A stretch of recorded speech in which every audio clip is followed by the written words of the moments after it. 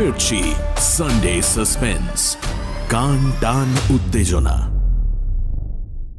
বইটির সত্ত্ব আনন্দ publishers private limited কর্তৃক সংরক্ষিত। ব্রেন্টউড, 15ই অক্টোবর। প্রিয় শঙ্কু, মনে হচ্ছে আমার 12 বছরের পরিশ্রম ও অধ্যবসায়ের ফল পেতে চলেছি। খবরটা এখনো প্রচার করার সময় আসেনি, শুধু তোমাকেই জানাচ্ছি। কাল রাত 1:37-এ এপসাইলন ইন্ডি নক্ষত্রপুঞ্জের কোনো একটা অংশ থেকে আমার সংকেতের উত্তর পেয়েছি। মৌলিক সংখ্যার সংকেতের উত্তর মৌলিক সংখ্যাতেই এসেছে। সুতরাং এ বিষয়ে কোনো সন্দেহ নেই যে ছায়াপথের ওই অংশে কোনো একটি গ্রহে বা উপগ্রহে এমন প্রাণী আছে যারা আমাদের গণিতের ভাষা বোঝে এবং যারা পৃথিবীর মানুষের সঙ্গে যোগ স্থাপন করতে সক্ষম এবং ইচ্ছুক। তবে আশ্চর্য এই যে পৃথিবী থেকে এই বিশেষ নক্ষত্রমণ্ডলের যে দূরত্ব, তাতে বেতার তরঙ্গে সংকেত পৌঁছতে লাগা উচিত 10 বছর। আমি প্রথম সংকেত পাঠাই আজ থেকে 12 বছর আগে। নিয়ম মতো উত্তর আসতে লাগা উচিত ছিল আরো 8 বছর। সেখানে মাত্র 2 বছর লাগলো কেন? তাহলে কি এই প্রাণী বেতার তরঙ্গের গতির চেয়েও অনেক বেশি দ্রুত গতিতে সংকেত পাঠানোর উপায় আবিষ্কার করেছে? এরা কি তাহলে মানুষের চেয়েও অনেক বেশি উন্নত? যাই হোক, এই নিয়ে এখন আর মাথা ঘামিয়ে লাভ নেই। তোমাকে খবরটা দিলাম কারণ আমার মতো তোমারও নিশ্চয়ই মিশরের প্যাপিরাসের দৈববাণীর কথাটা মনে পড়ছে। আশা করি ভালো আছো। নতুন খবর পেলেই তোমাকে জানাবো। শুভেচ্ছা নিও, ফ্রান্সিস।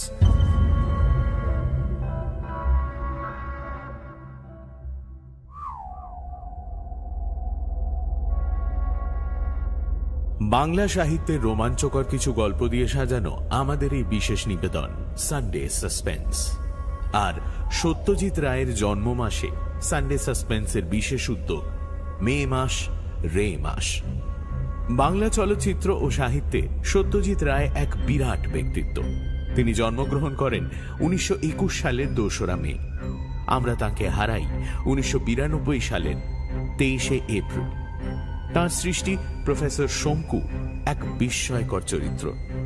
আত্মভোলা এই বাঙালি বৈজ্ঞানিকের আবিষ্কারের মধ্যে রয়েছে অ্যানাইহিলিনের মতো যে কোনো কিছুকে নিশ্চিহ্ন করে দেওয়া পিস্তল, মিরাকিউরলের মতো মুহূর্তে অসুখ সারিয়ে দেওয়া ওষুধ, বটিকা ইন্ডিকার মতো ক্ষুধা তৃষ্ণানাশক বড়ি, আরো কত কি। আজ শুনবেন প্রফেসর শঙ্কুর গল্প মহাকাশের দূত। আজকের গল্প প্রথম প্রকাশিত হয় পূজা বার্ষিকী আনন্দ মেলায় 1386 বঙ্গাব্দে। গল্পের সূত্রধার এবং প্রফেসর শঙ্কুর চরিত্রে আমি দীপ। শুরু হচ্ছে মহাকাশের দূত।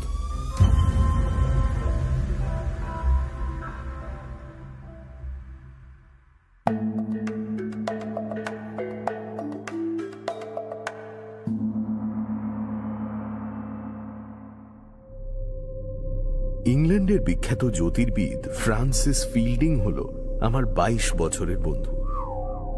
অন্য গ্রহে প্রাণী আছে কি না বহু চেষ্টায় তার কোনো ইঙ্গিত না পেয়ে বিশ্বের অধিকাংশ বৈজ্ঞানিক যখন প্রায় হাল ছাড়তে বসেছে, ফিল্ডিং তখনও একা তার নিজের তৈরি 95 ফুট ডায়ামিটারের রিসিভার তার নিজের বাড়ির পেছনের জমিতে বসিয়ে এক নাগাড়ে বছরের পর বছর ছায়াপথের একটি বিশেষ অংশে 21 সেন্টিমিটারের বেতার তরঙ্গে গাণিতিক সংকেত পাঠিয়ে চলেছে।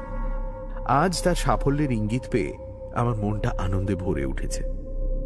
ফ্রান্সিস যে প্যাপিরাসের দৈববাণীর কথা তার চিঠিতে উল্লেখ করেছে সে বিষয়ে কিছু বলা দরকার। প্রাচীন মিশরের একটানা 3500 বছরের সভ্যতার ইতিহাসে অনেক রাজার উল্লেখ আছে এবং এদের সমাধি খুঁড়ে প্রত্নতত্ত্ববিদরা অনেক আশ্চর্য জিনিস পেয়েছেন। মৃত্যুর পরে রাজার আত্মা যাতে সন্তুষ্ট থাকে তার জন্য কফিনবদ্ধ শবদেহের সঙ্গে ধনরত্ন, পুঁথিপত্র, পোশাক পরিচ্ছদ, বাসন কোষণ ইত্যাদি বহু সামগ্রী পুরে দেওয়া হতো সমাধির মধ্যে। এই সমাধির প্রবেশদ্বার বাইরে থেকে বন্ধ করে দিলেও ভেতরের জিনিসপত্র অনেক সময় লুট হয়ে যেত। 1922 সালে বালক রাজা তুতানখামেনের সমাধি আবিষ্কার হওয়ার পর যখন দেখা গেল যে প্রবেশদ্বারের শিলমোহরটি অক্ষত রয়েছে, তখন প্রত্নতত্ত্ববিদদের মধ্যে হইচই পড়ে গিয়েছিল। আজ কায়রো মিউজিয়ামে গেলে দেখা যায় কি আশ্চর্য সব জিনিস ছিল এই সমাধিতে। গত মার্চ মাসে আমেরিকান ধনকুবের ও শখের প্রত্নতত্ত্ববিদ গিডিয়ন মর্গেনস্টার্ন কায়রোতে বেড়াতে এসে খবর পান যে সেই দিনই সকালে স্থানীয় পুলিশ দুটি চোর ধরেছে, যাদের কাছে প্রাচীন মিশরের কিছু মূল্যবান জিনিস পাওয়া গেছে। তারা স্বীকার করেছে যে জিনিসগুলো এসেছে একটি মাস্তাবা বা সমাধি থেকে। নাইলের পূব পারে বেনি হাসানে একটি চুনা পাথরের টিলার গায়ে লুকোনো ছিল এই মাস্তাবার প্রবেশপথ। মর্গেনস্টার্ন তৎক্ষণাৎ মিশর সরকারের অনুমতি নিয়ে নিজের খরচে একটি প্রত্নতাত্ত্বিক দল খাড়া করে এই মাস্তাবার ভেতরে খোঁড়ার কাজ শুরু করে দেয়। ধনরত্ন বিশেষ অবশিষ্ট না থাকলেও একটি জিনিস পাওয়া যায় যেটা খুবই অদ্ভুত এবং মূল্যবান। সেটা হলো একটা প্যাপিরাসের দলিল। প্যাপিরাস গাছের আঁশ চিরে নিয়ে তাকে পানের তবকের মতো করে পিটিয়ে পাতলা করে কাগজের মতো ব্যবহার করত মিশরীয়রা। এতদিন যেসব প্যাপিরাস পাওয়া গেছে তার বেশিরভাগই রাজ প্রশস্তি বা ঐতিহাসিক ঘটনার বর্ণনা বা স্থানীয় উপকথা। কিন্তু এবারের এই প্যাপিরাসটির পাঠোদ্ধার করে জানা যায় সেটা কতগুলি দৈববাণী, যাকে ইংরেজিতে বলে অরেকলস। ফ্রান্সের দৈবজ্ঞ নস্ট্রাডামুসের অরেকলসের কথা অনেকেই জানে। আজ থেকে প্রায় 500 বছর আগে পদ্যে লেখা 1000 ভবিষ্যৎবাণীর অনেকগুলোই পরবর্তীকালে আশ্চর্যভাবে ফলে গেছে। লন্ডনের প্লেগ ও অগ্নিকাণ্ড, ফরাসি বিপ্লবে ষোড়শ লুইয়ের গিলোটিনে মুন্ডপাত, নেপোলিয়ন হিটলারের উত্থান পতন, এমনকি হিরোশিমা ধ্বংসের কথা পর্যন্ত নস্ট্রাডামুস বলে গিয়েছিলেন। মিশরের এই প্যাপিরাসেও এই ধরনের ভবিষ্যৎবাণী রয়েছে, কিন্তু সবগুলোই বিজ্ঞান সংক্রান্ত। হয়তো যাঁর সমাধি তিনিই করেছেন এইসব ভবিষ্যৎবাণী। যিনি করে থাকুন তার গণনায় স্তম্ভিত হতে হয়। আজ থেকে 5000 বছর আগে বলা হয়েছে বাষ্পযান, আকাশযান, টেলিফোন, টেলিভিশন আবিষ্কারের কথা। যান্ত্রিক মানুষের কথা বলা আছে, কম্পিউটারের বর্ণনা আছে, এক্স রে, ইনফ্রারেড, আল্ট্রাভায়োলেট রে এর কথা বলা আছে। সবচেয়ে আশ্চর্য যা বলা হয়েছে এবং যেটা সবে বৈজ্ঞানিক মহল মেনে নিতে বাধ্য হয়েছে সেটা হলো এই যে সৌরজগতে একমাত্র পৃথিবী ছাড়া অন্য কোনো গ্রহে প্রাণী নেই। আমাদের সৌরজগতের বাইরে মহাকাশে আরো অসংখ্য সৌরজগৎ আছে, যেখানে নাকি নানান গ্রহে নানান রকম প্রাণী আছে, কিন্তু মানুষের মতো প্রাণী আছে কেবল আর একটি মাত্র গ্রহে। এই গ্রহের মানুষ পৃথিবীর মানুষের চেয়ে নাকি অনেক বেশি উন্নত। শুধু তাই নয়, বহু কাল থেকে নাকি 5000 বছরে একবার করে এই গ্রহের মানুষ পৃথিবীতে এসেছে এবং পৃথিবীর মানুষকে সভ্যতার পথে বেশ খানিকটা এগিয়ে দিয়ে গেছে। প্যাপিরাসের লেখক নিজেই নাকি এমন একটি গ্রহান্তরের মানুষের সামনে পড়েছিলেন এবং তার ভবিষ্যৎবাণীর ক্ষমতার জন্য নাকি এই ভিন গ্রহের মানুষই দায়ী। এই আশ্চর্য প্যাপিরাসটি মর্গেনস্টার্ন কায়রোর সংগ্রহশালার অধ্যক্ষকে বলে কয়ে আদায় করেছিলেন তার ব্যক্তিগত সংগ্রহের জন্য। গত মে মাসে লন্ডনে একটি বিশেষ বৈঠকে পৃথিবীর কয়েকজন বাছাই করা বৈজ্ঞানিকের সামনে মর্গেনস্টার্ন এই প্যাপিরাসটি উপস্থিত করেন এবং সে সম্বন্ধে একটি বক্তৃতা দেন। প্যাপিরাসটির পাঠোদ্ধার করেন বিখ্যাত মিশর বিশেষজ্ঞ ডক্টর এডওয়ার্ড থর্নিক্রফট। জীর্ণ প্যাপিরাসের তলার খানিকটা অংশ নেই।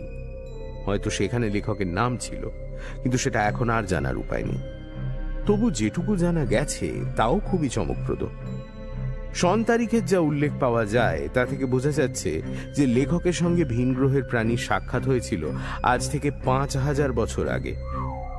ঠিক কবে এবং কোথায় আবার সেই গ্রহের প্রাণীর আবির্ভাব ঘটবে সেই খবরটা মনে হয় পুঁথির লুপ্ত অংশে ছিল এবং তাই নিয়ে মর্গেনস্টার্ন গভীর আক্ষেপ প্রকাশ করেন। আমার সঙ্গে আমার জার্মান বন্ধু উইলহেলম ক্রোলও উপস্থিত ছিল এই সভায়।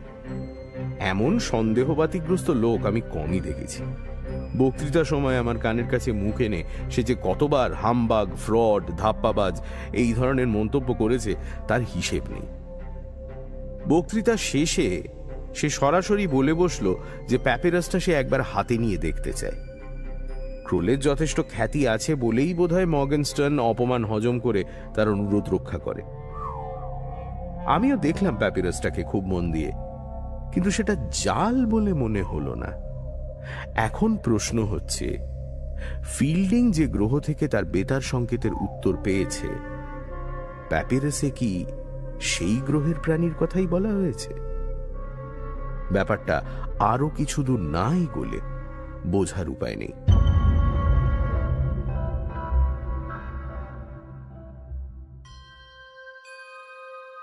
26শে অক্টোবর কাগজে আশ্চর্য খবর, গিডিয়ন মর্গেনস্টার্ন আত্মহত্যা করেছে। সে ইতিমধ্যে আবার কায়রোয় ফিরে গিয়েছিল, কেন তা খবরে বলেনি। যেটা বলেছে সেটা হলো এই: কায়রোতে পৌঁছানোর দুদিন পরেই সে হোটেলের ম্যানেজারের কাছে গিয়ে অভিযোগ জানায় যে তার রাত্রে ঘুমের ব্যাঘাত হচ্ছে, কারণ ঘুম ভাঙলেই সে দেখতে পায় তার জানলায় একটা শকুনি বসে স্থির দৃষ্টিতে তার দিকে তাকিয়ে রয়েছে। ম্যানেজার নাকি প্রথমে ব্যাপারটা হেসে উড়িয়ে দিতে চেষ্টা করেছিল, কিন্তু তার ফল ভালো হয়নি। মর্গেনস্টার্ন রেগে তার টুঁটি টিপে ধরেছিল। এদিকে সম্ভ্রান্ত অতিথি হিসেবে এহেন অবিশ্বাস্য অভিযোগ সত্ত্বেও মর্গেনস্টার্নের বিরুদ্ধে কোনো স্টেপ নিতে পারেনি ম্যানেজার। জানলাটা বন্ধ রাখার প্রস্তাব করাতে মর্গেনস্টার্ন বলেন যে হাঁপানির জন্য তিনি বন্ধ করে শুতে পারছেন না। দুদিন অভিযোগ করার পর তৃতীয় দিন সকালে কফি নিয়ে রুম বয় মর্গেনস্টার্নের ঘরের বেল বারবার টিপেও কোনো জবাব না পেয়ে শেষে মাস্টার কি দিয়ে দরজা খুলে দেখে ঘর খালি। ভদ্রলোকের সুটকেস রয়েছে, স্নানের ঘরে প্রসাধনের জিনিসপত্র রয়েছে, আর বেডসাইড টেবিলের ওপর রয়েছে টিকিট লাগানো একটা ছোট্ট পার্সেল আর একটা খোলা চিঠি। চিঠিতে লেখা শুধু একটি লাইন: নেকবেথ আমায় বাঁচতে দিল না। মিশরীয়রা সেই প্রাচীন যুগ থেকে নানান রকম জন্তু, জানোয়ার, পাখি, সরীসৃপকে দেবদেবী রূপে কল্পনা করে পুজো করে এসেছে। শেয়াল, কুকুর, সিংহ, পেঁচা, সাপ, বাজপাখি, বেড়াল ইত্যাদি সবই এর মধ্যে পড়ে। শকুনি ছিল তাদের কাছে নেকবেথ দেবী। খোঁজ নিয়ে জানা যায় মর্গেনস্টার্ন ভোর রাত্রিরে হোটেল থেকে বেরিয়ে যায় দ্বার রক্ষককে বেশ ভালো রকম বকশিস দিয়ে। পুলিশ প্যাকেটটা খুলে দেখে তাতে কোনো ক্লু পাওয়া যায় কিনা। সেটা থেকে বেরোয় মর্গেনস্টার্নের মহামূল্য রিস্ট ওয়াচ, যেটা সে পাঠাতে চেয়েছিল নিউ ইয়র্কে তার এক ভাইপোর কাছে। এখানে বলা দরকার যে মিশরের প্রাচীন সমাধি খোঁড়ার শোচনীয় পরিণামের নজির এটাই প্রথম নয়। তুতানখামেনের সমাধি খননের ব্যাপারে যিনি প্রধান পৃষ্ঠপোষক ছিলেন, সেই লর্ড কারনারভানকেও কিছুদিনের মধ্যেই ভারী অদ্ভুতভাবে মরতে হয়েছিল। কায়রোর এক হোটেলেই তার গালে এক মশা কামড়ায়। সেই কামড় থেকে সেপটিক ঘা, তার ফলে রক্ত দৌর্বল্য, তার থেকে নিউমোনিয়া এবং মৃত্যু। কারনারভানের মৃত্যু যে সময় ঘটে, ঠিক সেই সময় ইংল্যান্ডের হ্যাম্পশায়ারে কারনারভানের পোষা কুকুরটি বিনা রোগে অকস্মাৎ মারা যায়। এই দুই মৃত্যুর কয়েক মাসের মধ্যে এই সমাধির কাজের সঙ্গে জড়িত আরো 8 জন পর পর মারা যায়, এবং কারোর মৃত্যুই ঠিক স্বাভাবিক ছিল না। আমার জানতে ইচ্ছে করছে ব্রায়ান ডেক্সটার এখন কোথায় আছে। ডেক্সটার একজন তরুণ ব্রিটিশ প্রত্নতত্ত্ববিদ ও ফটোগ্রাফার। সে মর্গেনস্টার্নের সঙ্গে ছিল এই সমাধি খননের ব্যাপারে। কথা ছিল কায়রোর কাজ শেষ হলে সে ভারতবর্ষে চলে আসবে। বছর 3 আগে একবার এসে আমার সঙ্গে যোগাযোগ করে আমার চিঠিতেই ভারত সরকারের প্রত্নতাত্ত্বিক বিভাগ ডেক্সটারকে কালীবঙ্গনে গিয়ে হারাপ্পা সভ্যতার নিদর্শনের কিছু ছবি তোলার অনুমতি দেয়। ও বলে রেখেছিল এবার এলে গিরিডিতে এসে আমার সঙ্গে দেখা করবে।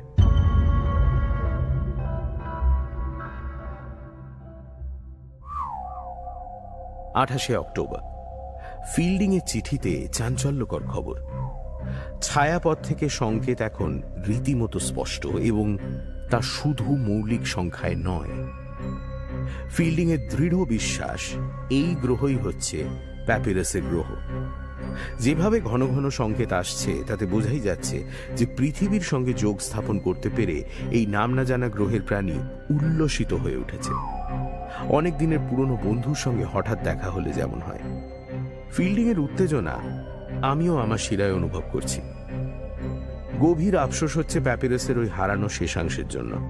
আমার দৃঢ় বিশ্বাস এই গ্রহের প্রাণী আবার কবে পৃথিবীতে আসবে এবং কোথায় এসে নামবে তার ইঙ্গিত এই হারানো অংশে ছিল। কালই রাত্রে আমার বাগানে ডেক চেয়ারে বসেছিলাম অন্ধকারে। নিউটন আমার কোলে, আমার দৃষ্টি আকাশের দিকে। এমনিতেই অক্টোবরে উল্কাপাত হয় অন্য সময়ের তুলনায় একটু বেশি। কাল 1.5 ঘন্টায় 17টা উল্কা দেখেছি, আর প্রতিবারই প্যাপিরাসের গ্রহের কথা মনে হয়েছে।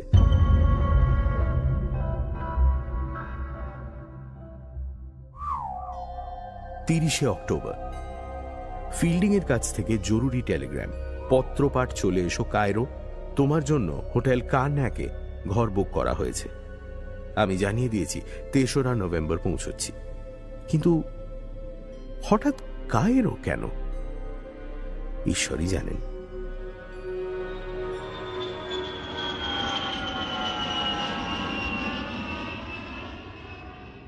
4 নভেম্বর আমি কালই পৌঁছেছি, যদিও প্লেন ছিল 3 ঘন্টা লেট। আমার মন বলছিল এয়ারপোর্টে এসে দেখব শুধু ফিল্ডিং নয়, ক্রোলও এসেছে, কিন্তু সেই সঙ্গে যে আরেকজন থাকবে সেটা ভাবতে পারিনি।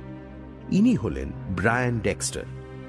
ব্রায়ানকে দেখেই বুঝলাম যে তার ওপর ভারতবর্ষের সূর্যের প্রভাব পড়েছে, কারণ তার এত তামাটে রং আগে কখনো দেখিনি।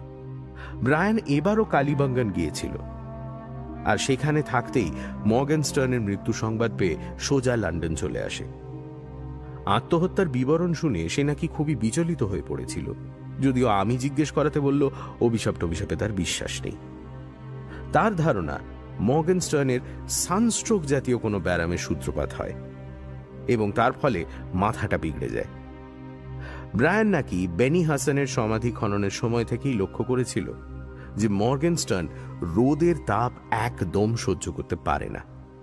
আমি জিজ্ঞেস করলাম, প্রত্নতত্ত্ব সম্পর্কে কি সে সত্যিই উৎসাহী ছিল?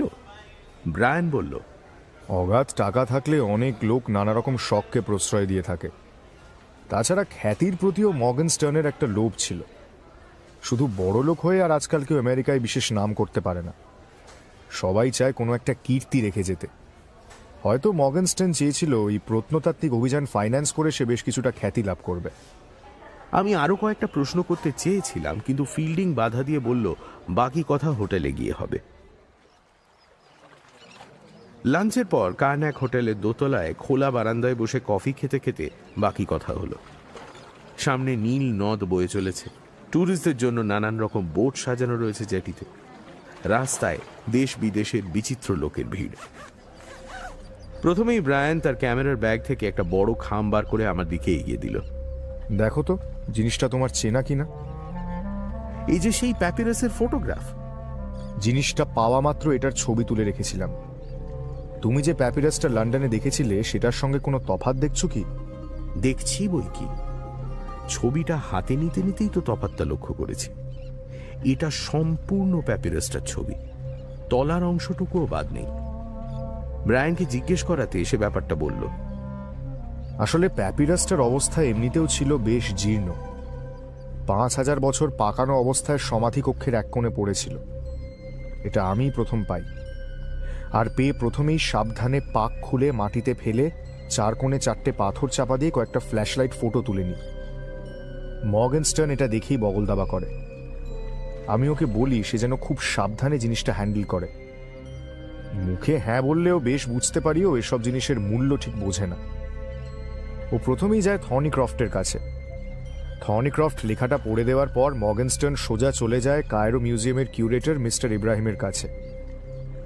আমার মনে আছে সেদিন খুব ঝড় ছিল, বালিতে শহর অন্ধকার হয়ে গিয়েছিল। আমার বিশ্বাস তখনই প্যাপিরাসের শেষ অংশটা খোয়া গেছে। ওয়েল শঙ্কু? ক্রোল এতক্ষণ চুপচাপ ছিল, যদিও তার মধ্যে একটা চাপা উত্তেজনার ভাব প্রথম থেকেই লক্ষ্য করেছি।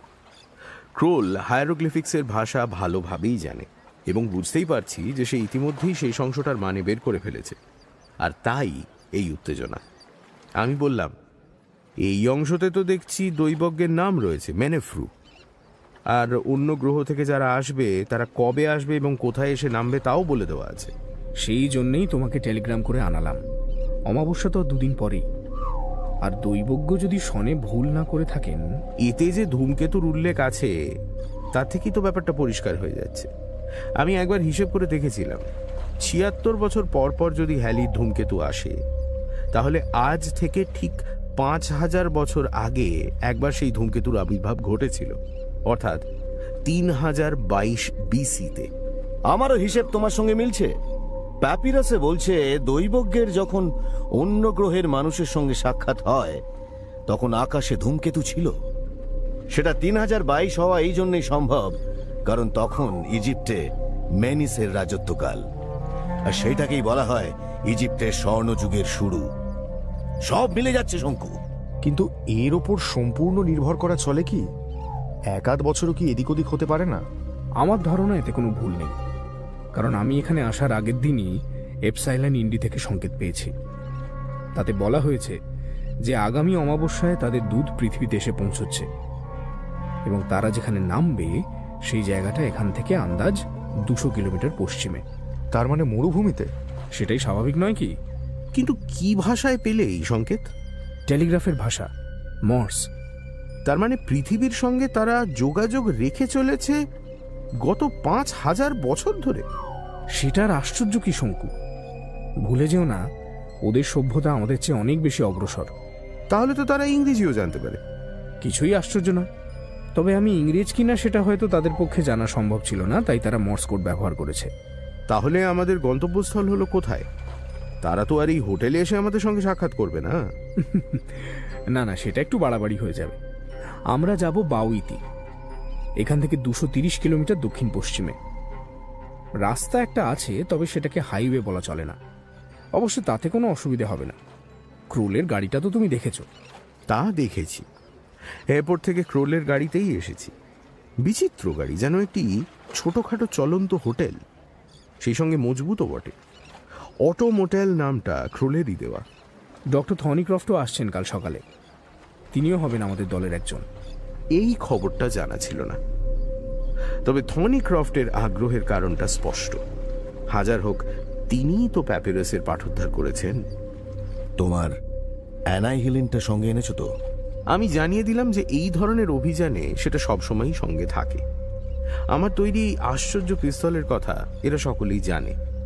যত বড় এবং যত শক্তিশালী প্রাণী হোক না কেন, তার দিকে তাক করে এই পিস্তলের ঘোড়া টিপলেই সে প্রাণী নিশ্চিহ্ন হয়ে যায়।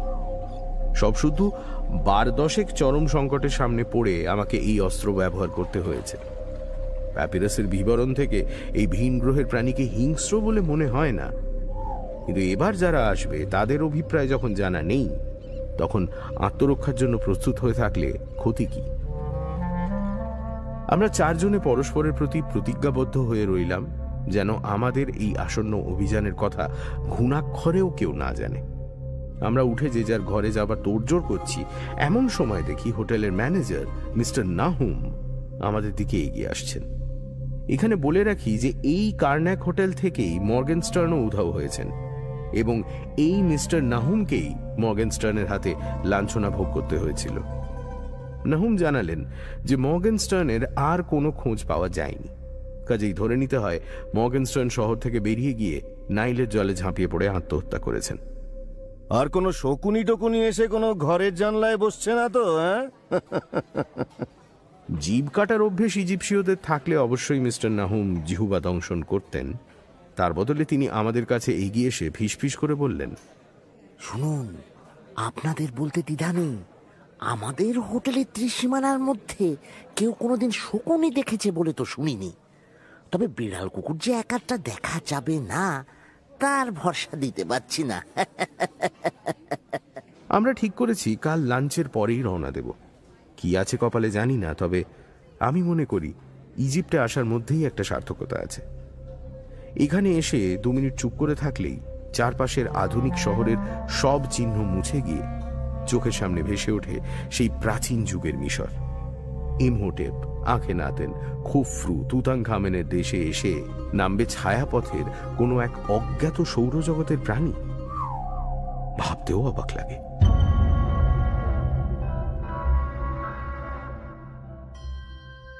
পাঁচই নভেম্বর। আজ মাত্র কয়েক ঘন্টার ব্যবধানে দুটো ঘটনা আমাদের সকলকে গভীরভাবে উদ্বিগ্ন করে তুলেছে। এখনো তার জের সম্পূর্ণ কাটিয়ে উঠতে পারিনি। আমি ঠিক করেছিলাম আজ ভোর 5টায় উঠে হোটেল থেকে বেরিয়ে নাইলের ধারে একটু ঘুরে আসব। গিরিডিতে রোজ ভোরে উসরির ধারে বেড়ানোর অভ্যেসটা আমার বহুকালের। ঘুম আমার আপনা থেকেই 4:30 ভেঙে যায়, কিন্তু আজ ভাঙল স্বাভাবিকভাবে নয়। আমার ঘরের দরজায় প্রচন্ড ধাক্কাই এই নিদ্রাভঙ্গের কারণ। ব্যস্তভাবে উঠে জাপানে উপহার পাওয়া বেগুনি কিমোনোটা চাপিয়ে নিয়ে দরজা খুলে দেখি ডেক্সটার। তার চোখ ঠিকরে বেরিয়ে আসছে, দম ফেলছে যেন ম্যারাথন দৌড়ে এলো। কি ব্যাপার? A snake! A snake in my room! A snake! কথাটা শেষ করে টলায়মান অবস্থায় ঘরে ঢুকে সে ধপ করে আমার খাটে বসে পড়ল। আমি জানি ডেক্সটারের ঘর আমার 3টে ঘর পরে, বাকি 2 জন রয়েছে আমাদের ওপরের তলায়, তাই সে আমার কাছেই এসেছে। ডেক্সটারকে আশ্বাস দিয়ে দৌড়ে প্যাসেজে গিয়ে হাজির হলাম। মেঝেতে মিশরীয় নকশা করা কার্পেট বিছানো সুদীর্ঘ প্যাসেজের এ মাথা থেকে ও মাথায় একটি প্রাণীও নেই। থাকার কথাও নয়, কারণ ঘড়ি বলছে 2:30। যা করার আমাকেই করতে হবে। সুটকেস থেকে অ্যানাইহিলিন পিস্তলটা বার করে ছুট দিলাম 176 নম্বর ঘরের দিকে। ডেক্সটারের কথায় যে পুরোপুরি বিশ্বাস হয়েছিল তা বলবো না, তবে জরুরি অবস্থার জন্য তৈরি থাকা দরকার। ঘরের দরজা হাট হয়ে আছে। ভেতরে ঢুকে বুঝলাম এ ঘর আর আমার ঘরের মধ্যে তফাৎ শুধু দেওয়ালের ছবিতে। বাঁয়ে চোখ ঘোরাতেই দেখলাম সাপটাকে। গোখরো খাটের পায়া বেয়ে মেঝে কার্পেটের দিকে অগ্রসর হচ্ছে, অর্ধেক দেহ খাটের ওপর। ভারতীয় গোখরোর মতো অত মারাত্মক না হলেও বিষধর তো বটেই। প্রাচীন যুগে এই সাপকেও মিশরীয়রা পুজো করত দেবী হিসেবে। আমার পিস্তলের সাহায্যে নিঃশব্দে নাগ দেবীকে নিশ্চিহ্ন করে ফিরে এলাম আমার ঘরে। ডেক্সটার এখনো কাবু। মেনেফ্রুর রুষ্ঠ আত্মার অভিশাপে যে বিন্দুমাত্র বিশ্বাস করেনি, এই গোখরো তার মনের রন্ধ্রে রন্ধ্রে সে বিশ্বাস ঢুকিয়ে দিয়েছে। আমার মন অন্য কথা বলছে, তাই তরুণ ত্রস্ত প্রত্নতত্ত্ববিদকে আমার তৈরি নার্ভিগারের 1 ফোঁটা জলে মিশিয়ে খাইয়ে দিয়ে তার পিঠ চাপড়ে দিলাম। তাতেও অবশ্য পুরোপুরি কাজ হলো না। তাকে সঙ্গে করে নিয়ে গিয়ে তার ঘরে আর কোথাও সাপ নেই সেটা দেখিয়ে দিয়ে তবে নিশ্চিন্তে। ম্যানেজারের সঙ্গে একটা তুলকালাম হয়ে যেত, কিন্তু সাপটা কোথায় গেল জিজ্ঞেস করলে উত্তর দেওয়া মুশকিল হতো বলে সেটা আর হলো না। যেহেতু আজই আমরা হোটেল ছেড়ে চলে যাচ্ছি, তাই আর ব্যাপারটা নিয়ে ঘাঁটালাম না। দ্বিতীয় ঘটনাটা ঘটল হোটেলের পিরামিড রুমে ব্রেকফাস্টের সময়। থর্নিক্রফটের প্লেন এসে পৌঁছবে ভোর 6টায়, সুতরাং তার হোটেলে পৌঁছে যাওয়া উচিত 7:30টার মধ্যে।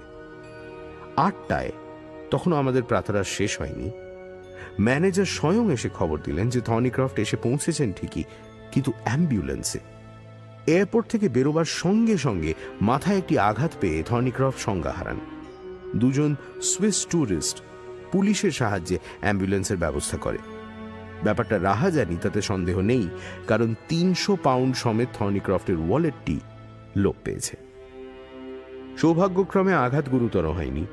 ভয় ছিল থর্নিক্রফটকে হয়তো দল থেকে বাদ দিতে হবে, কিন্তু প্রস্তাবটা উনি কানেই নিলেন না। বললেন ওর যে কোনো রকম দুর্ঘটনা ঘটতে পারে, তার জন্য উনি একরকম প্রস্তুতি ছিলেন। কারণ জিজ্ঞেস করাতে বললেন, জানি তোমাদের যুক্তিবাদী মন এসব মানতে চায় না, আমি কিন্তু অভিশাপে সম্পূর্ণ বিশ্বাসী। প্রাচীন মিশর সম্বন্ধে তোমাদের যদি আমার মতো পড়াশোনা থাকতো, তাহলে তোমরাও আমার সঙ্গে একমত হতে। 5ই নভেম্বর বিকেল 2:45। আমরা আর 8 ঘন্টার মধ্যেই বেরিয়ে পড়ব। ইতিমধ্যে একটা ঘটনা ঘটে গেছে, সেটা লিখে রাখছি। মিনিট 15 আগে মিস্টার নাহুম একটা আজব জিনিস এনে দেখালেন আমাকে। জিনিসটা একটা ছোট্ট পকেট ডায়েরি। বোঝাই যায় সেটা বেশ কিছুকাল জলমগ্ন অবস্থায় ছিল। ভেতরে লেখা যা ছিল তা সব ধুয়ে মুছে গেছে, ছাপা অংশগুলোও আর পড়া যায় না।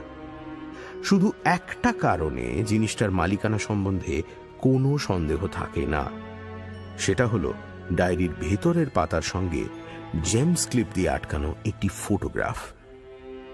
বিবর্ণ হওয়া সত্ত্বেও যার ফটো তাকে চিনতে অসুবিধে হয় না। লন্ডনের সেই সভায় এর সঙ্গে পরিচয় হয়েছিল। ইনি মর্গেনস্টার্নের স্ত্রী মেরিয়াম। কায়রো থেকে প্রায় 11 কিলোমিটার দূরে নাইলের ধারে একটি জেলের বাড়ি থেকে পুলিশ এই ডায়েরিটা উদ্ধার করেছে। জেলের একটি 7 বছরের ছেলে নদীর ধারে কাদার মধ্যে এটাকে পায়। মর্গেনস্টার্ন যতই বেয়াক্কেলি হয়ে থাকুক না কেন, এই ডায়েরিটা দেখে তার জন্য কিছুটা অনুকম্পা বোধ না করে পারলাম না। ঘরের দরজায় টোকা পড়ল। নিশ্চয়ই ফিল্ডিং।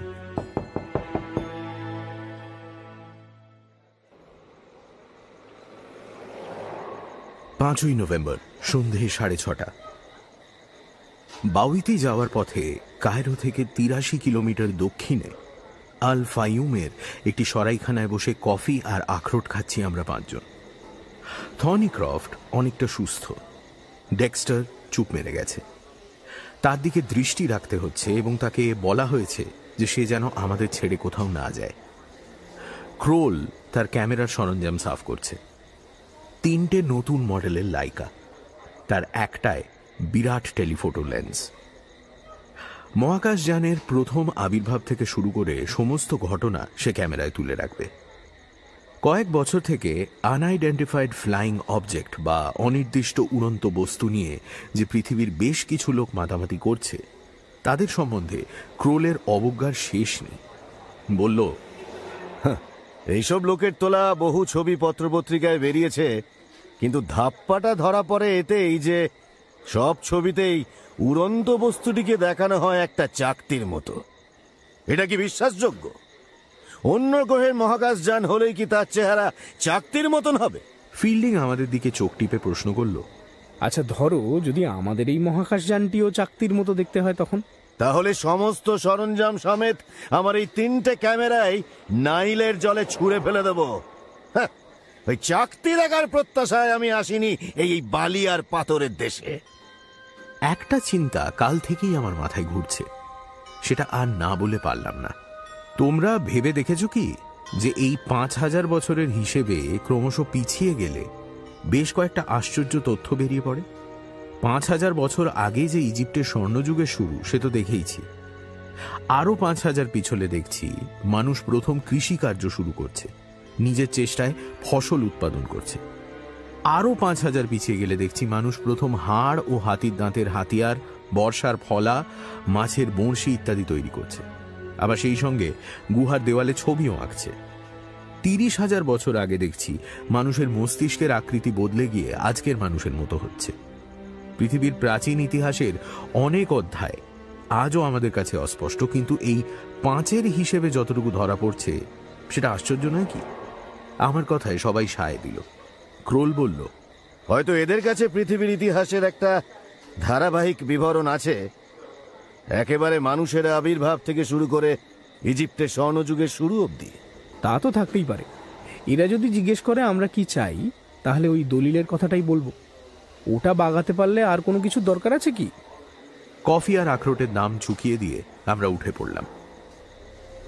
আজ অমাবস্যা, বাকি পথটা আকাশের দিকে চোখ রেখে চলতে হবে।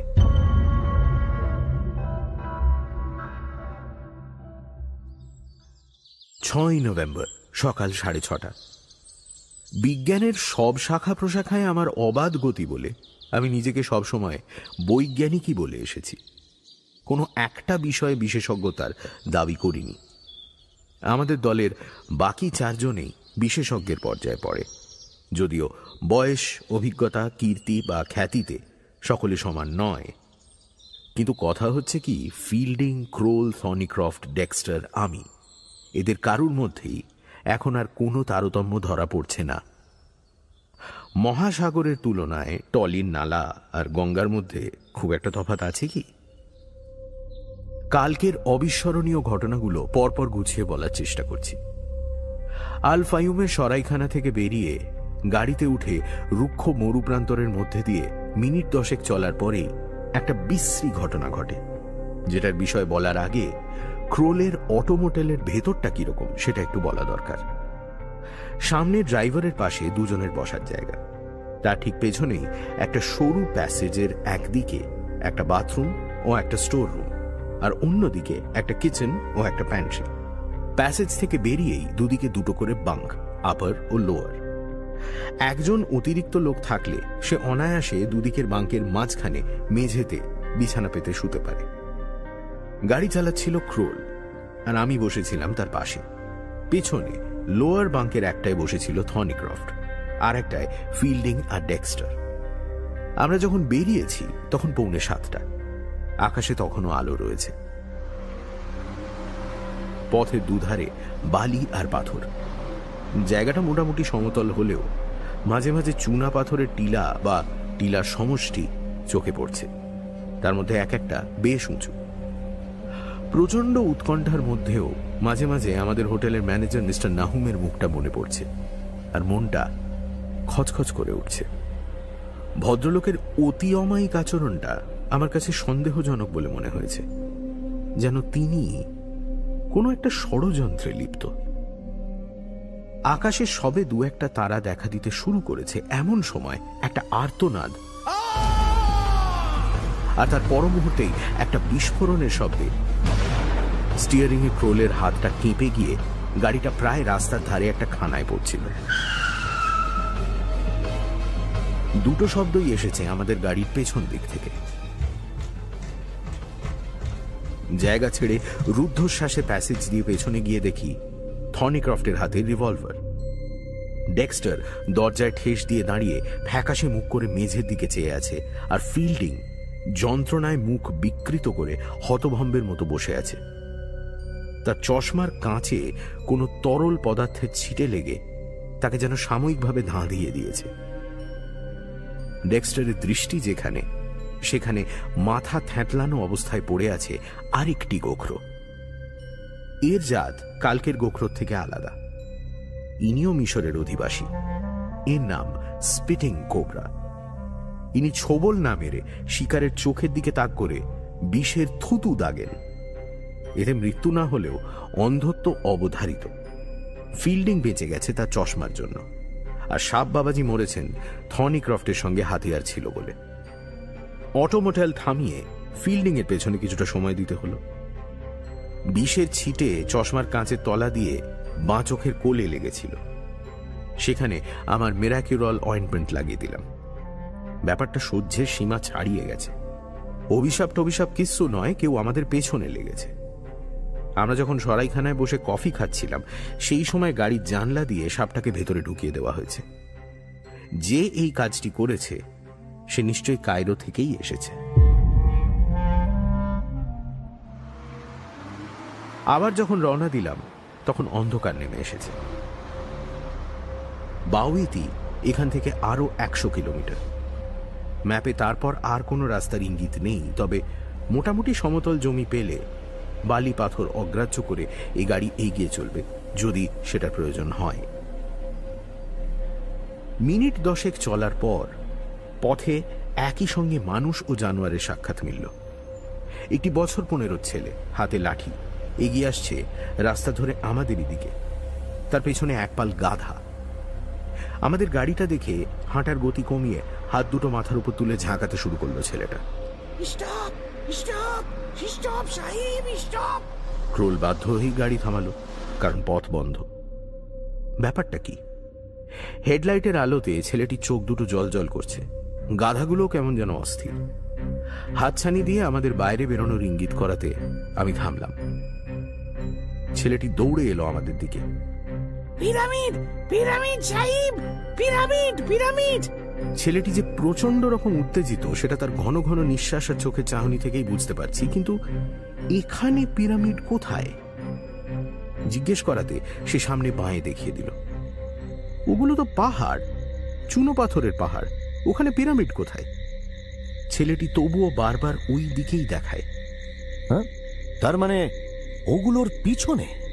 ছেলেটি মাথা নেড়ে জানিয়ে দিল, হ্যাঁ, ওই পাহাড়গুলোর পেছনেই। আমি ক্রোলের দিকে জিজ্ঞাসু দৃষ্টিতে চাইলাম। ইতিমধ্যে বাকি 3 জনও এসে জুটেছে। তাদের বললাম ব্যাপারটা। ফিল্ডিং বলল, আজকে হাউফা। জিজ্ঞেস করাতে ছেলেটি আবার বলল, টিলাগুলোর পেছনেই। কত দূর সেটা জিজ্ঞেস করে লাভ নেই, কারণ আমি দেখেছি পৃথিবীর সব দেশেই অশিক্ষিত চাষাভূষদের দূরত্ব সম্বন্ধে কোনো ধারণা থাকে না।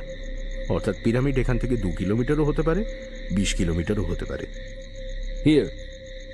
থনিক্রফট পকেট থেকে কিছু খুচরো পয়সা বার করে ছেলেটার হাতে দিয়ে তার পিঠে একটা চাপড় মেরে বুঝিয়ে দিল, এবার তুমি প্রস্থান করো। ছেলেটি মহা উল্লাসে পিরমিট পিরমিট করতে করতে গর্ধব বাহিনী সমেত যে পথে যাচ্ছিল সেই পথেই চলে গেল। আমরা আবার রওনা দিলাম।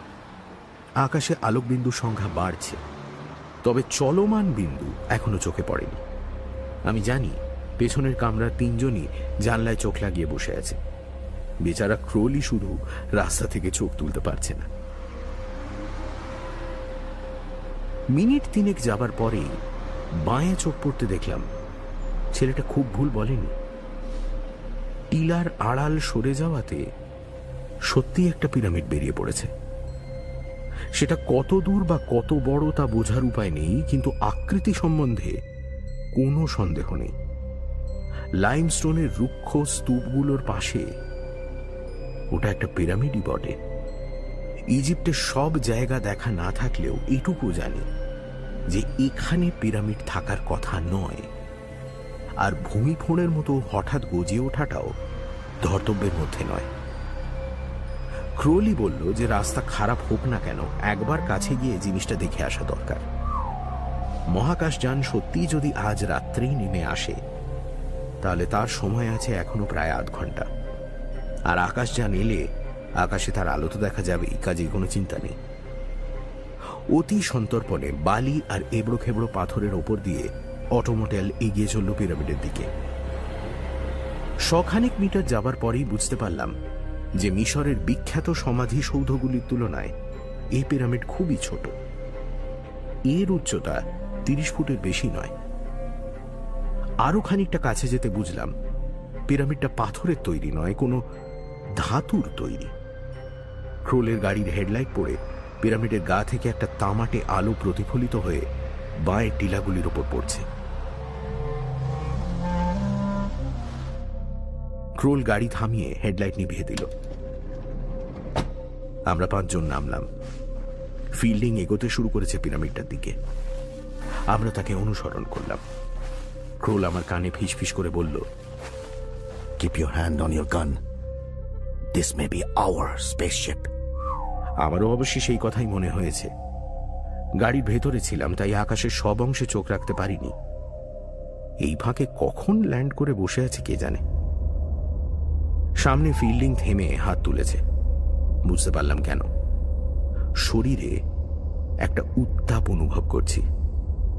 সেটা স্পেসশিপটা থেকেই বেরোচ্ছে, তাতে কোনো সন্দেহ নেই।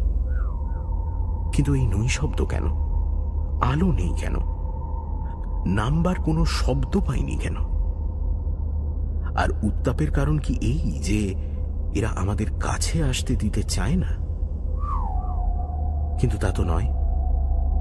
উত্তাপ কমে আসছে দ্রুত বেগে। আমরা আবার পা টিপে টিপে এগিয়ে চললাম পিরামিডের দিকে।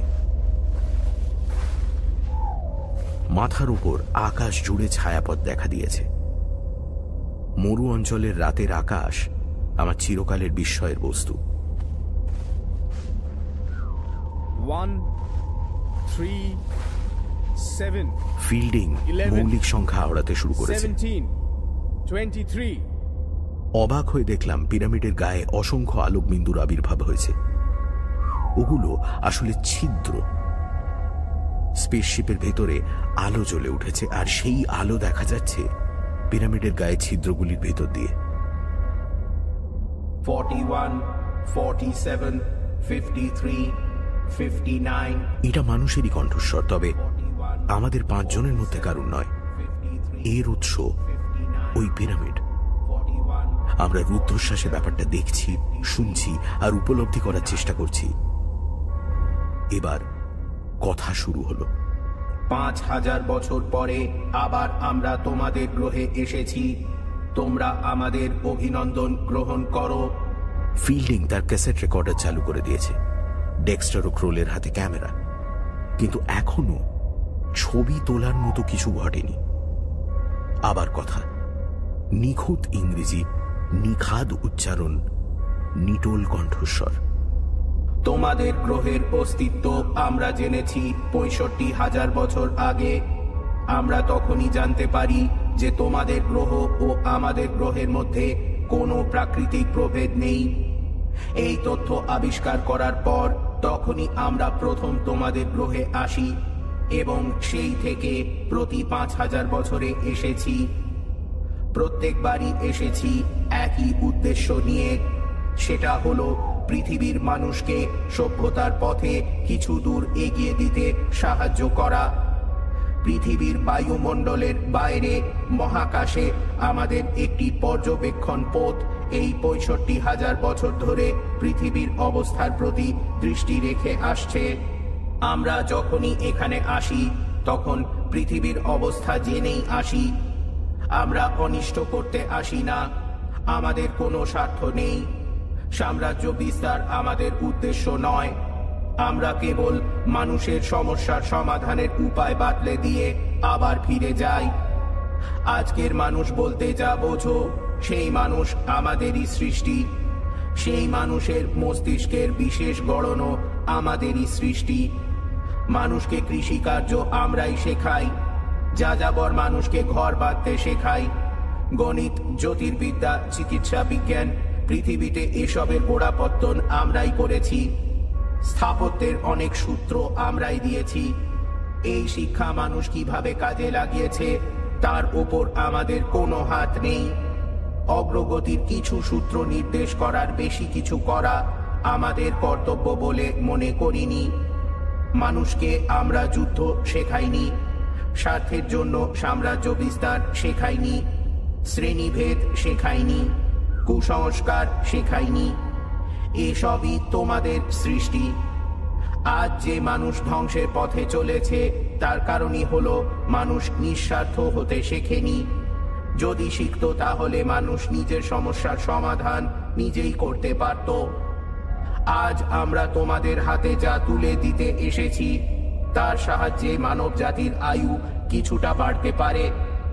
সেটা কি সেটা বলার আগে আমরা জানতে চাই তোমাদের কিছু জিজ্ঞাস্য আছে কি না। আছে আছে, প্রশ্ন করো। তোমরা মানুষের মতন দেখতে কিনা সেটা জানার কৌতূহল হচ্ছে। তোমাদের গ্রহের আবহাওয়া যদি পৃথিবীর মতনই হয় তাহলে তোমাদের একজনের বাইরে বেরিয়ে আসতে কোনো বাধা নেই নিশ্চয়ই? ক্রোল তার ক্যামেরা নিয়ে রেডি। উত্তর এলো, সেটা সম্ভব নয়, কারণ এই মহাকাশ জানে কোনো প্রাণী নেই। আমরা 5 জনই স্তম্ভিত। কেন প্রাণী নেই? তার মানে কি? কারণ বলছি, একই বছরের মধ্যে একটি প্রলয়ঙ্কর ভূমিকম্প ও একটি বিশাল উল্কাখণ্ডের সঙ্গে সংঘর্ষের ফলে আমাদের গ্রহ থেকে প্রাণী লোপ পায়। অবশিষ্ট আছে কয়েকটি গবেষণাগার ও কয়েকটি যন্ত্র, যার মধ্যে একটি হলো এই মহাকাশ যান। দুর্যোগের 10 বছর আগে দুর্যোগের পূর্বাভাস পেয়ে আমাদের বিজ্ঞানীরা পূর্ব পরিকল্পিত পৃথিবী অভিযানের সব ব্যবস্থা করে রেখে গিয়েছিলেন। এই অভিযান সম্ভব হয়েছে যন্ত্রের নির্দেশে। আমি নিজে যন্ত্র। এই আমাদের শেষ অভিযান। এবার আমি প্রশ্ন করলাম, তোমাদের এই শেষ অভিযানের উদ্দেশ্য কি জানতে পারি? বলছি, শোনো। তোমাদের 4টি সমস্যার সমাধান দিয়ে যাচ্ছি আমরা। 1, ইচ্ছে মতো আবহাওয়া বদলানো, যাতে খরা বা বন্যা কোনোটাই মানুষের ক্ষতি না করতে পারে। 2, শহরের দূষিত বায়ুকে শুদ্ধ করার উপায়। 3, বৈদ্যুতিক শক্তির বদলে সূর্যের রশ্মিকে যৎসামান্য ব্যয়ে মানুষের ব্যাপক কাজে লাগানোর উপায়। এবং 4, সমুদ্র গর্ভে মানুষের বসবাস ও খাদ্যোৎপাদনের উপায়। যে হারে পৃথিবীর লোক সংখ্যা বৃদ্ধি পাচ্ছে, আর 500 বছর পরে শুকনো ডাঙায় আর মানুষ বসবাস করতে পারবে না। এই 4টি সূত্র ছাড়াও শুধু মানুষের জ্ঞান বৃদ্ধির জন্য পৃথিবীর গত 65,000 বছরের বিবরণ আমরা দিয়ে যাচ্ছি তোমাদের। সূত্র এবং বিবরণ কি লিখিতভাবে রয়েছে? হ্যাঁ, তবে লেখার ব্যাপারে মিনিচারাইজেশনের সাহায্য নেওয়া হয়েছে। 7 বছর আগে আমাদের গ্রহে দুর্ঘটনার পর থেকে পৃথিবীর সঙ্গে আমাদের যোগসূত্র ক্ষীণ হয়ে এসেছিল। আশা করি এই বছরে মিনিচারাইজেশনে তোমরা অনেক দূর অগ্রসর হয়েছে বই কি। গণিতের জটিল অঙ্কের জন্য আমরা এখন যে ক্যালকুলেটর ব্যবহার করি তা একটা মানুষের হাতের তেলোর চেয়ে বড় নয়। বেশ, এবার লক্ষ্য করো, মহাকাশ যানের গায়ে একটি দরজা খুলে যাচ্ছে। দেখলাম জমি থেকে মিটার খানিক ওপরে পিরামিডের দেওয়ালে একটা ত্রিকোণ প্রবেশদ্বারের আবির্ভাব হলো। যান্ত্রিক কণ্ঠস্বর বলে চলল, মহাকাশ যানের ভিতরে একটি টেবিল ছাড়া আর কোনো আসবাব নেই।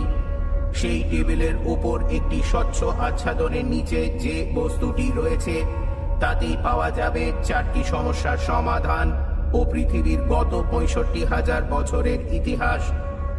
তোমাদের মধ্যে থেকে যে কোনো একজন প্রবেশদ্বার দিয়ে ঢুকে আচ্ছাদন তুলে বস্তুটিকে নিয়ে বেরিয়ে আসা মাত্র মহাকাশ যান ফিরতি পথে রওনা দেবে। তবে মনে রেখো, সমাধানগুলি সমগ্র মানব জাতির মঙ্গলের জন্য।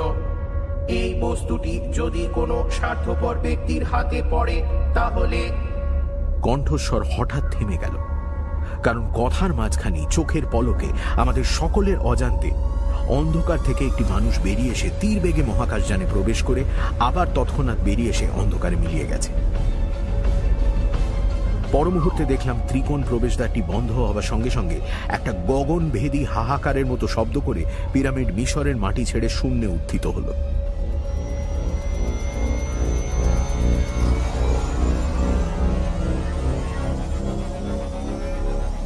আমরা 5 হতভম্ব অভিযাত্রী অপরিসীম বিস্ময়ের সঙ্গে দেখলাম একটি চতুষ্কোণ জ্যোতি ছায়াপথের অগণিত নক্ষত্রের ভিড়ে মিলিয়ে যাচ্ছে। একটা গাড়ি স্টার্ট দেওয়ার শব্দে আমরা সকলে আবার সম্বিত ফিরে পেলাম। গাড়িটা আমাদের নয়, শুনে মনে হচ্ছে জিপ, এবং সেটা রওনা দিয়ে দিয়েছে। কাম অ্যালং! চাবুকের মতো আদেশ এলো ক্রোলের কাছ থেকে। সে তার অটোমোটাইলের দিকে ছুটছে। 1 মিনিটের মধ্যে আমাদের গাড়িও ছুটে চলল রুক্ষ মরুভূমির ওপর দিয়ে। কিন্তু জিপ গেল কোন দিকে? রাস্তায় গিয়ে তো উঠতেই হবে তাকে। শেষ পর্যন্ত একটা কান ফাটা সংঘর্ষের শব্দ ও ক্রোলের গাড়ির তীব্র হেডলাইট জিপটার হদিশ দিয়ে দিল।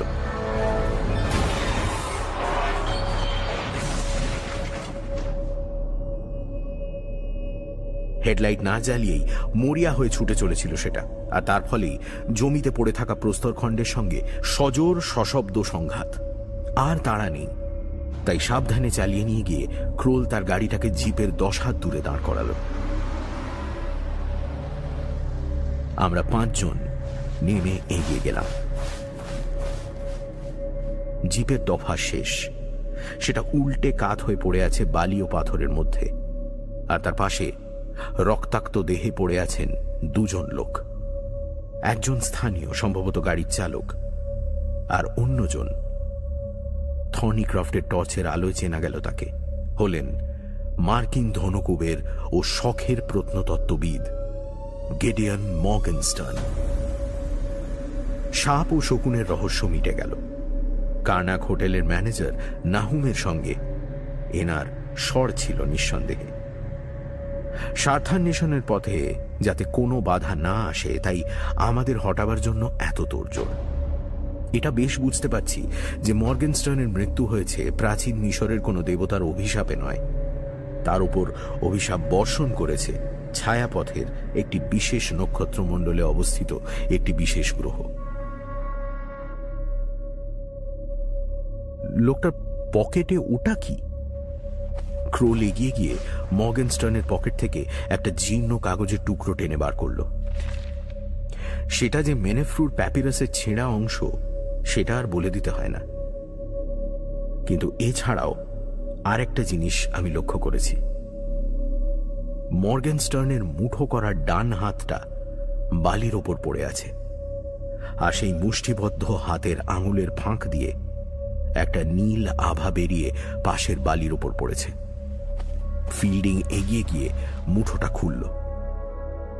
এই কি সেই বস্তু যার মধ্যে ধরা রয়েছে মানব জাতির 4টি প্রধান সংকটের সমাধান আর পৃথিবীর 65,000 বছরের ইতিহাস। ফিল্ডিং তার ডান হাতে তর্জনী আর বুড়ো আঙুলের মধ্যে ধরে আছে একটা দেদীপ্যমান প্রস্তর খণ্ড, যার আয়তন একটি মোটর দানার অর্ধেক।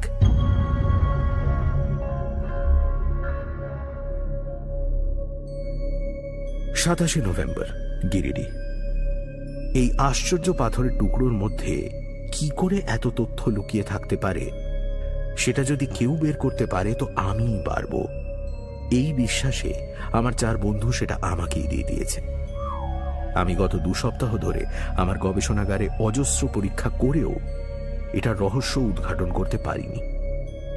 আমি বুঝেছি আরো সময় লাগবে, কারণ আমাদের বিজ্ঞান এখনো এত দূর অগ্রসর হয়নি। পাথরটা আপাতত আমার ডান হাতের অনামিকায় একটি আংটির ওপর বসানো রয়েছে। রাতের অন্ধকারে যখন বিছানায় শুয়ে এটার দিকে দেখি, তখন এই অপার্থিব রত্নখণ্ড থেকে বিচ্ছুরিত নীলাভ আলো আমাকে আজীবন অক্লান্ত গবেষণার সাহায্যে মানুষের মনের অন্ধকার দূর করার প্রেরণা যোগায়।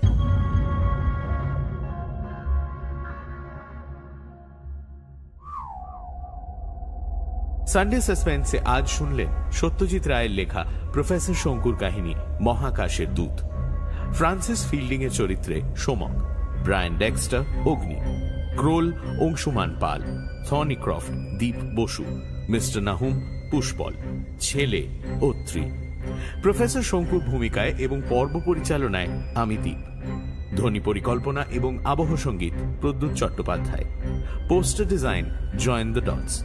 শেষ হল সত্যজিৎ রায়ের লেখা প্রফেসর শঙ্কুর কাহিনী মহাকাশের দূত।